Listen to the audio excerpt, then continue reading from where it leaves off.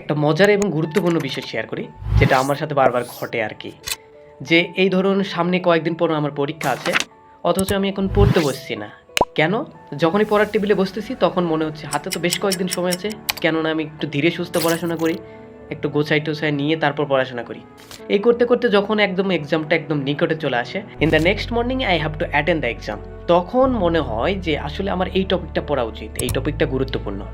But এখানে এসে একটা টুইস্ট আছে, সেটা হচ্ছে আমার সামনে একটা হিউজ সিলেবাস, অথচ আমার কিছুই পড়া হয় নাই। একদিকে স্যার ম্যামদের লেকচার শিট, নোটস, বিগত সালের প্রশ্ন, কোনটা পড়বো আর কোনটা পড়বো না, এই অবস্থায় চলে আসি। ইভেন এই করতে করতে রাতটাও কাভার হয়ে যায় এবং সকালে উঠে দেখি আমার পড়াটা হয় নাই। এক্সাম হলে গিয়ে মনে হয় যে আমি একটা গুরুত্বপূর্ণ টপিক পড়ি নাই, কিংবা কম গুরুত্ব দিয়ে পড়াশোনা করছি।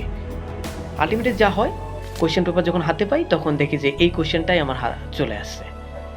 তখন আমি রিয়েলাইজ করি যে আরেকটু যদি টাইম দিয়ে পড়াশোনা করতাম বা আর কয়েকদিন আগে থেকে যদি পড়াশোনাটা গোছায় রাখতাম, তাহলে একটা সুন্দর প্রিপারেশন নিয়ে পরীক্ষা হলে অ্যাটেন্ড করতে পারতাম। আমার মনে হয় এমন ঘটনা ম্যাক্সিমাম স্টুডেন্টের ক্ষেত্রেই ঘটে।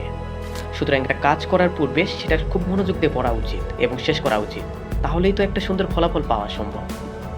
বস্তুত আমাদের রিয়েলাইজেশনটা তখনই আসে যখন আমাদের এটার কোনো প্রয়োজন নেই, এটার দ্বারা আর কোনো বেনিফিট পাওয়া যায় না।